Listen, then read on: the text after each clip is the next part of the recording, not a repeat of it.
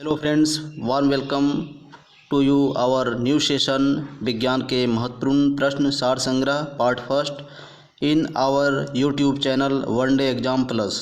मैं अजीत प्रसाद वर्मा तहे दिल से आपका स्वागत करता हूं हमारे YouTube channel one day exam plus पर for JPSC, Jharkhand SSC, CGL, Jharkhand forest guard, Jharkhand सचिवालय एवं अन्य सभी प्रतियोगिताएं परीक्षाएं हेतु। तो दोस्तों आज का जो टॉपिक होगा हम लोगों का वो टॉपिक रिलेटेड अगर बात करें तो हम लोग धातु, अधातु तथा मिश्र धातु अर्थात एलॉय का बात करेंगे। इससे रिलेटेड जो भी बातें परीक्षा में पूछी जाती है उससे संबंधित बातों को हम लोग देखेंगे। फिर नेक्स्ट पॉइंट में हम लोग बात करेंगे सीमेंट से रिलेटेड जो भी बातें परीक्षा में पूछे जाते हैं, कौन सा सीमेंट में क्या मिलाने से जल्दी जमता है, कौन सा पदार्थ मिलाने से जमाव में देरी होता है, रिलेटेड जो भी बातें परीक्षा में पूछी जाती है उससे संबंधित बातें देखेंगे। फिर हम लोग बात करेंगे कांच के बारे में। कांच अर्थात ग्लास के प्रकार, कौन सा प्रकार का कांच का कहाँ उपयोग किया जाता है, जैसे चश्मे में जो प्रयुक्त किया जाता है ग्लास, मोटर गाड़ियों में, घरों के शीशे में जो कांच प्रयुक्त किया जाता है। तो इनके प्रकारों के बारे में देखेंगे विस्तार पूर्वक। फिर हम लोग बात करेंगे एक्सप्लोसिव, जिसको विस्फोटक भी कहते हैं, टीएनटी विस्फोटक के प्रकार, ये सारे बारे इससे संबंधित जो होगी बातें, इससे रिलेटेड हम लोग बात करेंगे। नेक्स्ट टॉपिक जो होगा फर्टिलाइज़र अर्थात उर्वरक के प्रकार। फिर नेक्स्ट टॉपिक की हम लोग बात करेंगे पेट्रोलियम, जो कि आज के समय में अति महत्वपूर्ण माना जाता है, जिससे जहाज़, प्लेन, हवाई गाड़ी वगैरह वगैरह सब जगह इसका प्रयोग किया जाता है। किचन में भी हम लोग प्रयोग करते हैं। और लास्ट टॉपिक हम लोग आज का होगा साबुन व अपमार्जक। तो वन बाय वन करके हम लोग देखते हैं।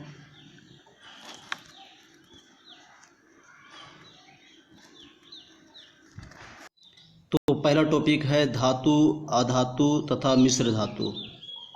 तो धातु, अधातु और मिश्र धातु का तो बेसिक प्रॉपर्टी हम लोग जानते हैं। इसका बेसिक गुण जो है, धातुओं के जो गुण है, दो प्रकार के मुख्य गुण होते हैं। एक तो भौतिक गुण होता है, दूसरा रासायनिक गुण होता है। कह सकते हैं भौतिक गुण अर्थात फिजिकल प्रॉपर्टी में हम लोग खासकर पढ़ते हैं कि धातुएं आघातवर्धन होता है, इसको पीट कर पतला चादर के रूप में कन्वर्ट किया जा सकता है। धातुएं तन्य होता है, धातुओं में एक तरह का अपना चमक होता है। इसकी डेंसिटी की अगर बात करते हैं तो हाई होता है। फिर अगर आगे बात करें तो धातुएं जो होता है ऊष्मा और विद्युत का अच्छा चालक माना जाता है। और इससे संबंधित हम लोग आगे बात देखते हैं कि धातुएं जो चांदी है ऊष्मा और विद्युत का अच्छा चालक का काम करता है।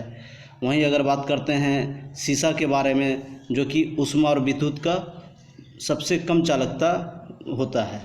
अगर धातुओं का केमिकल प्रॉपर्टी की बात करें, रासायनिक गुण की अगर बात करें, तो इसमें जो है सो धातुएं अम्लों से अभिक्रिया कर जो है सो गैस के रूप में हाइड्रोजन को विस्थापित करता है, वगैरह वगैरह प्रॉपर्टी जो होता है धातुओं और अधातुओं का। मतलब धातुओं से जो इतर होता है, जो धातुओं को छोड़कर जो प्रॉपर्टी होता है उसे अधातु कहते हैं। कहने मतलब अधातुओं में चमक नहीं होता है, उसको पीट के पतला चादर के रूप में हम लोग कन्वर्ट नहीं कर सकते हैं। धातु जैसा अधातु में चमक नहीं होता है। उसी प्रकार हम लोग अगर एलॉय का बात करें तो ये धातु और अधातु दोनों का जो है सो मिक्सर को ही क्या कहा जाता है, मिश्र धातु कहा जाता है, जिसको एलॉय के रूप में हम लोग जानते हैं। फिर दूसरी पॉइंट का अगर बात करें तो धातु के रूप में पैलेडियम नामक धातु जो है, जिसका प्रयोग वायुयान के निर्माण में किया जाता है। उसी प्रकार अगर टाइटेनियम धातु की अगर बात करें तो टाइटेनियम धातु को रणनीतिक धातु भी कहा जाता है। उसी प्रकार अगर फ्रांसियम धातु की बात करें तो यह एक तरह का रेडियो सक्रिय द्रव धातु है। आगे बात करते हैं पारा को किस पात्र में रखा जाता है। तो पारा को हम लोग लोह पात्र में ही रख सकते हैं। धातु, अंडे को जो सो किसी भी धातु के चम्मच में नहीं खाना चाहिए, खास करके चांदी के धातु में, नहीं तो जो सो चांदी अंडे में डिजॉल्व हो जाता है और वो हमारा शरीर में जा सकता है। नाउ बात करते हैं क्लोरोफिल में उपस्थित धातु तत्व कौन सा होता है। क्लोरोफिल जो कि पेड़ पौधे में क्लोरोफिल भोजन बनाने के लिए उपयोग किया जाता है, तो पूछा जा रहा है कि उसमें कौन सा धातु होता है, तो उसमें मैग्नीशियम धातु होता है। गोल्ड किस अम्ल में घुल जाता है, तो गोल्ड जो है, सोना जो है, वो अम्लराज में घुल जाता है। अम्लराज कहने मतलब HCl plus HNO3, HCl plus माफ़ कीजिएगा HCl HNO3 प्लस H2SO4 का जो मिक्सर होता है उसमें घुल जाता है। आतिशबाजी के दौरान हरा रंग किसकी उपस्थिति के कारण उत्पन्न होता है, तो ये बेरियम नामक धातु होता है जो हम लोग पीरियोडिक टेबल में देखते हैं, उसके कारण से, बेरियम तत्व के कारण से ही हरा रंग उत्पन्न होता है। आतिशबाजी के दौरान लाल चटक रंग जो निकलता है वो स्ट्रांसियम नामक धातु की वजह से होता है। आगे बात करते हैं वनस्पति तेलों से कृत्रिम घी निकालने में किस धातु को जो है सो कैटलिस्ट उत्प्रेरक के रूप में प्रयोग किया जाता है, तो वो निकेल धातु होता है, Na, इसका सिंबल होता है निकेल। अब ये एटॉमिक नंबर 28 होता है। बात करते हैं जर्कोनियम का प्रयोग जो है सो नाभिकीय रिएक्टर में किया जाता है। उसी प्रकार चांदी, सोना जो जिसको गोल्ड भी कहा जाता है, तांबा, प्लेटिनम अपने कम अभिक्रियशीलता के कारण स्वतंत्र अवस्था या मुक्त अवस्था में पाए जाते हैं।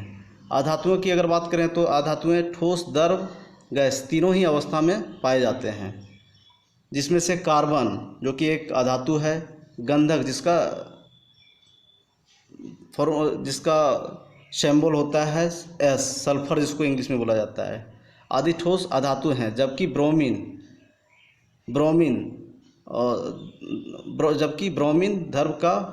द्रव का ऑक्सीजन एवं नाइट्रोजन गैस, कहने मतलब है कार्बन, गंधक ये दोनों ठोस अधातु हैं, जबकि द्रव के रूप में ब्रोमीन पाया जाता है और ऑक्सीजन और नाइट्रोजन जो कि गैस के रूप में पाए जाते हैं। अगर बात करें कार्बन के क्रिस्टलीय अपर रूप के बारे में, तो ये हीरा और ग्रेफाइट जो कि कार्बन का ही एक प्रकार है, एक अपर रूप है। हीरा जो कि कठोर होता है और विद्युत का कुचालक होता है। इसका खास करके प्रयोग आभूषण के रूप में और कांच को काटने में किया जाता है। बात करते हैं दो या दो से अधिक धातुओं अथवा एक धातु और एक अधातु के समान मिश्रण जो होता है उसी को मिश्र धातु या उसी को एलॉय कहा जाता है। जब पारा किसी धातु से मिलकर मिश्र धातु बनाता है तो उसे अमलगम कहते हैं। पारा का जब भी किसी धातु के साथ मिक्सिंग किया जाता है तो खास करके अमलगम का निर्माण करता है। मिश्र धातु में कम से कम एक धातु अवश्य ही होना चाहिए, तभी वो मिश्र धातु कहलाएगा। आगे बात करते हैं मिश्र धातु की कठोरता। मिश्र धातु की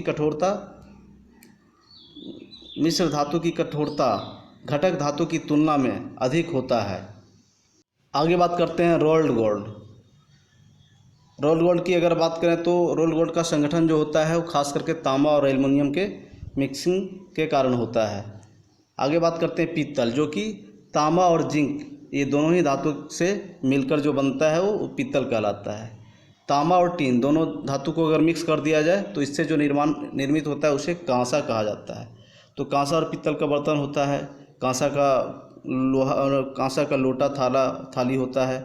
उसी प्रकार से लेड जिसको पीबी बोला जाता है, टीन, SN दोनों को अगर मिला दिया जाए तो सोल्डर का संगठन होता है, जो खास करके रेडियो, टीवी वगैरह को सोल्डरिंग करने के काम में यूज किया जाता है। नाइक्रोम का उपयोग जो कि विद्युत तापन अवयव के रूप में किया जाता है। एल्युमिनियम ऑक्साइड जिसको Al2O3 भी कहते हैं, ये एक तरह का एम्फोर्टिक है, उभय धर्मी ऑक्साइड है। धातुओं के ऑक्साइड हमेशा क्या होता है, क्षारीय होता है। नाउ नेक्स्ट बात करते हैं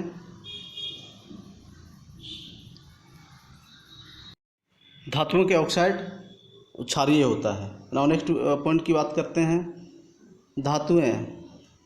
अधातुएं के ऑक्साइड हमेशा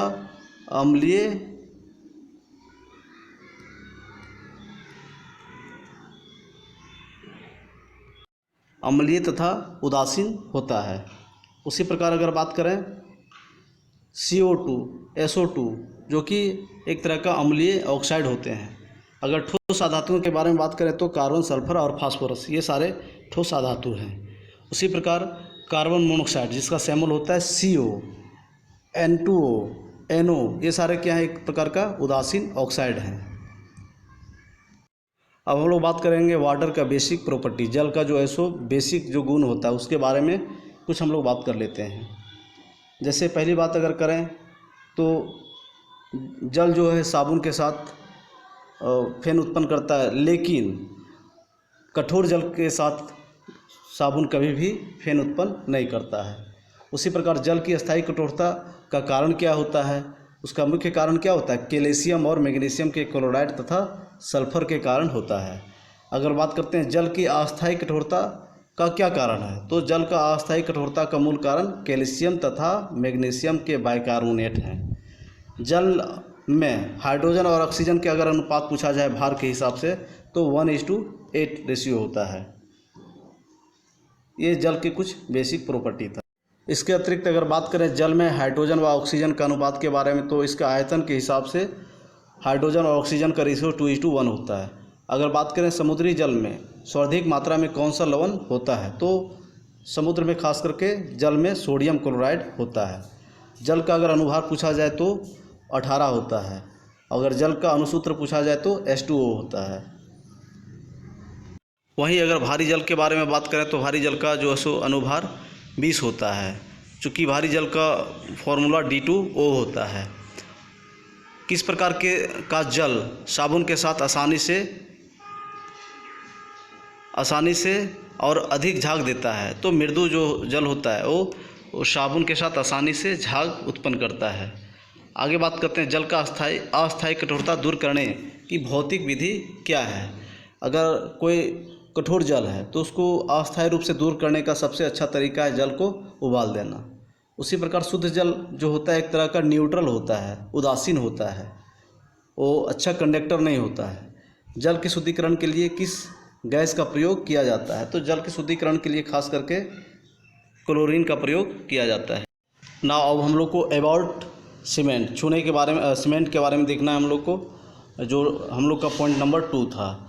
तो पोर्टलैंड सीमेंट की अगर बात करते तो इसको खोजकर्ता जोसेफ अस्पीडिन है। सीमेंट के जमने की क्रिया को मंद करने के लिए इसमें जिप्सम का प्रयोग किया जाता है। अगर बात किया जाए जिप्सम का सामान्य सूत्र तो CSO4 × 2H2O, जो कि परीक्षा में हमेशा पूछा जाता है। फिर अगर बात करते हैं सीमेंट के उत्पादन में जो कच्चे माल के रूप में प्रयोग किया जाता है वो चूना पत्थर व चिकनी मिट्टी होता है।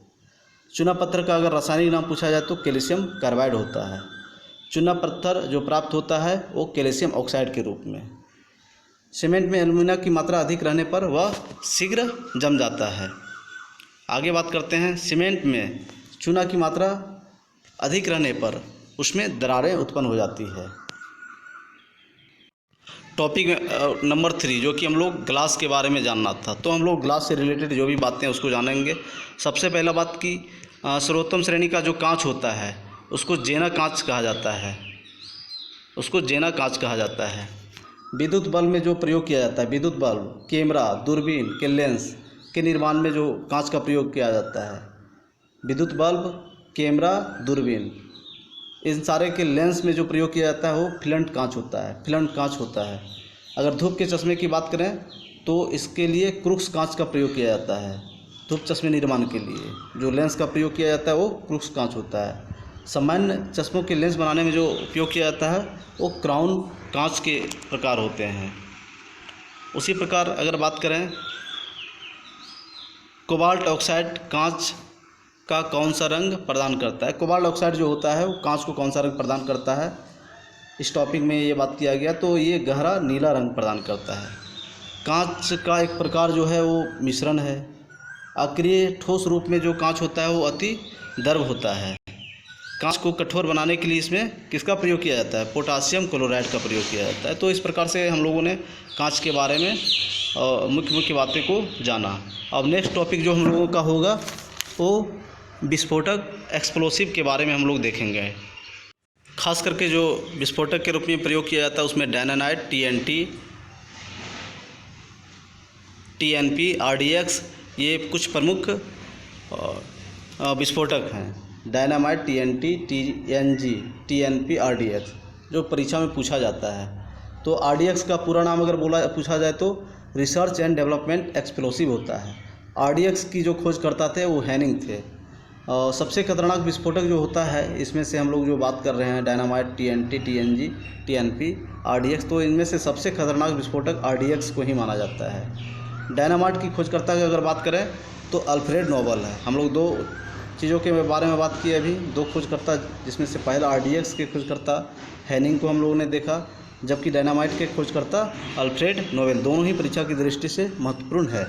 RDX के अन्य भी नाम हैं, जैसे कि अमेरिका में साइक्लोनाइट, वहीं जर्मनी में हेक्सोजन तथा इटली में T4 के नाम से जाना जाता है। आगे बात करते हैं TNT का पूरा नाम। तो TNT का पूरा नाम होता है ट्राइनाइट्रोटल्विन। ट्राइनाइट्रोटल्विन होता है, ट्राइनाइट्रोटल्विन होता है इसका पूरा नाम। वहीं अगर TNP का पूरा नाम पूछा जाए तो ट्राइनाइट्रोफिनॉल, जो कि परीक्षा की दृष्टि से इम्पोर्टेंट है। TNG का पूरा नाम अगर बोला जाए तो ट्राइनाइट्रोग्लिसरीन होता है ना। हम लोग का पॉइंट नंबर 5वां था उर्वरक, फर्टिलाइज़र। तो फर्टिलाइज़र से रिलेटेड जो भी बातें हैं उसको हम लोग डिटेल में देखेंगे। उर्वरक फर्टिलाइज़र की अगर बात करें तो मुख्यतः खाद के अगर बारे में बात करें तो खाद दो प्रकार का होता है। एक जो जैविक तरीके से प्राप्त किया जाता है, जैविक तरीके से जो प्राप्त किया जाता है, कहने का मतलब जो सड़ने गलने या जीवों के जो वेस्टेज मटेरियल से तैयार होता है उसको हम लोग कंपोस्ट करते हैं। जो सड़ने गलने से तैयार होता है उसको कंपोस्ट करते हैं। और जो केमिकल तरीके से तैयार किया जाता है उसको हम लोग उर्वरक कहते हैं। तो बात करते हैं नाइट्रोजन, यूरिया में नाइट्रोजन की प्रतिशतता की अगर बात करें तो ये 46% के आसपास होता है। वहीं अगर यूरिया पूछा जाए कि किस प्रकार का उर्वरक है, तो यूरिया जो है नाइट्रोजन युक्त उर्वरक है। इसमें नाइट्रोजन की मात्रा सबसे अधिक होता है। नाइट्रोलियम जो कि एक प्रकार का उर्वरक है। सामान्य उर्वरकों में जिन तत्वों की सबसे अधिक आवश्यकता होती है उसमें से नाइट्रोजन, फास्फोरस और पोटासियम, जिसको NPK के नाम से भी जाना जाता है, जो कि एक तरह का केमिकल तरीके से तैयार किया गया खाद है। बात करते हैं नाइट्रोजनी उर्वरक के बारे में। तो नाइट्रोजनी उर्वरक जो होता है ये मृदा में नाइट्रोजन की कमी को पूरा करते हैं। और जैसे कि उदाहरण के तौर पर हम लोग कह सकते हैं urea, ammonia nitrate, calcium cyanamide, ये सारे क्या है, एक तरह का नाइट्रोजनी युक्त उर्वरक है। फास्फेटी अर्थात फास्फोरस युक्त उर्वरक की अगर बात करें तो ये क्या करते हैं कि मृदा में फास्फोरस की कमी को दूर करते हैं या पूरा करते हैं। इसका उदाहरण के तौर पर हम लोग कहें तो सुपर फास्फेट ऑफ लाइम, जिसको सुपर फास्फेट के नाम से जाना जाता है, ट्रिपल फास्फेट, ये फास्फेटी उर्वरक के प्रकार हैं। अगर बात करें पोटास उर्वरक के बारे में तो इसमें पोटास उर्वरक के बारे में अगर बात करें तो ये मृदा में पोटासियम की कमी को पूरा करते हैं, जिसमें से potassium chloride, potassium nitrate, potassium sulphate आते हैं। और अगर बात करें मिट्टी में उर्वरता के बारे में तो 24 प्रकार के माइक्रोन्यूट्रिएंट्स पाया जाता है। उसमें से मुख्य रूप से NKP, नाइट्रोजन, पोटास और फास्फोरस मुख्य होते हैं ना। हम लोग इसके बाद नेक्स्ट टॉपिक की बात करेंगे,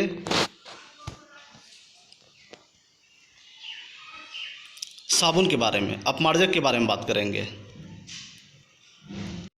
नाउ अगर बात करते हैं साबुन बनाने के जो प्रक्रिया होता है उसे साबुनीकरण कहा जाता है। अपमार्जक जो होता है, अपमार्जक है एक प्रकार का क्या है, शोधन अभिकर्ता है।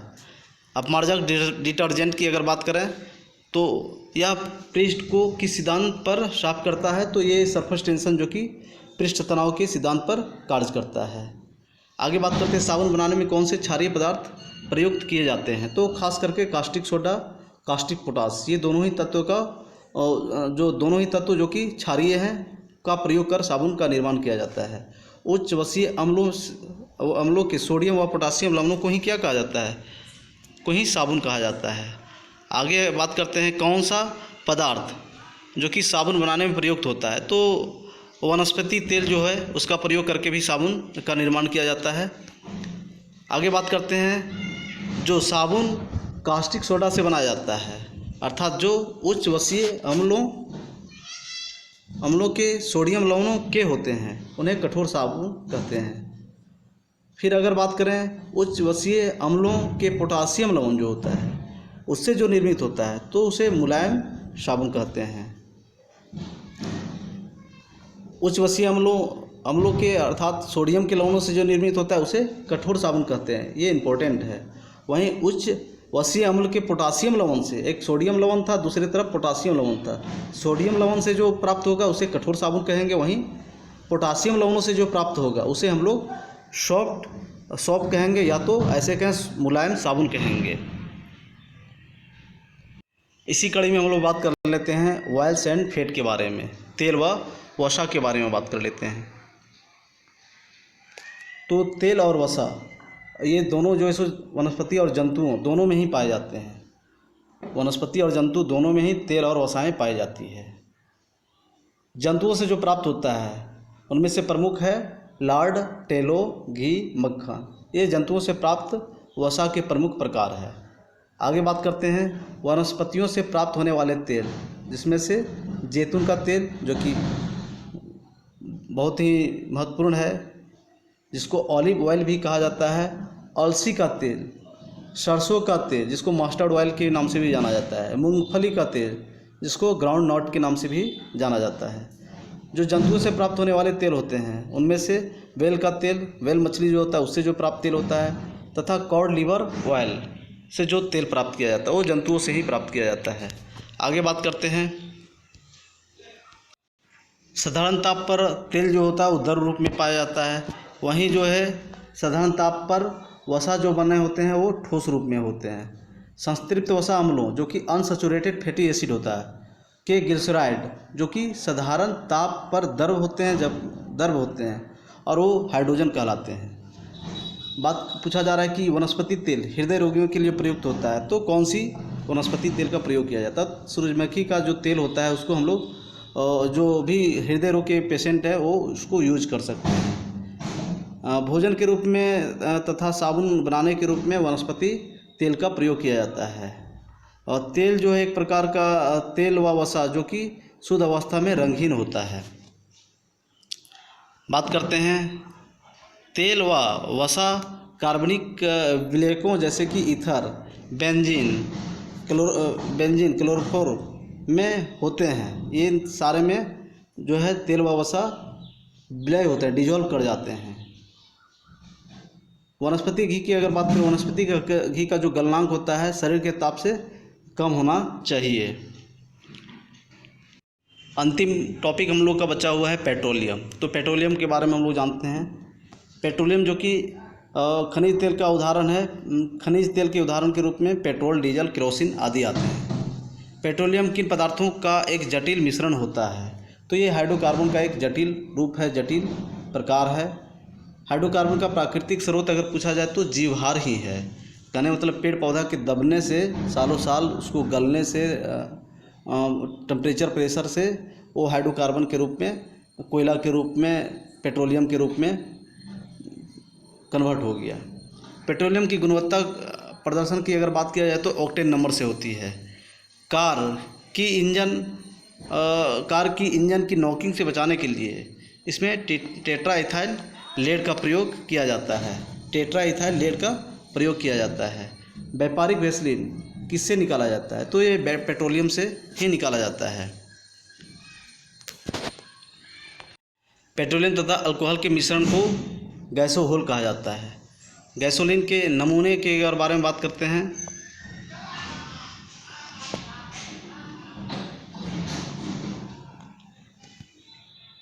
गैसोलीन के नमूने की गुणवत्ता का पता जो है सो उसके ऑक्टेन नंबर से ही पता किया जाता है। बायोडीजल बनाने में किस वनस्पति का उपयोग मुख्य रूप से किया जाता है? तो रतनजोत एक प्रकार का जो पौधा है उसका प्रयोग किया जाता है, जिसको जेट्रॉप के नाम से भी जाना जाता है।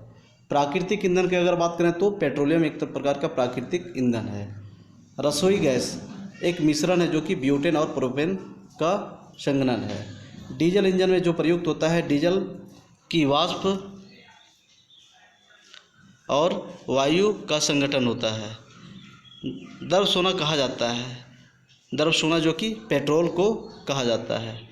तो इस प्रकार से हम लोगों ने धातु, अधातु, मिश्र धातु, सीमेंट, कांच के प्रकार, विस्फोटक, एक्सप्लोसिव उनके प्रकार, उर्वरक जिसमें से हम लोगों ने जो खाद होता है जैविक खाद और रासायनिक खाद उसके बारे में जाना, पेट्रोलियम के प्राकृतिक स्रोत, पेट्रोलियम का उपयोग इसके बारे में जाना, साबुन, अपमार्जक के बारे में डिटेल से हम लोग जाना। तो इस तरह से ये टॉपिक हम लोग का समाप्त होता है। धन्यवाद।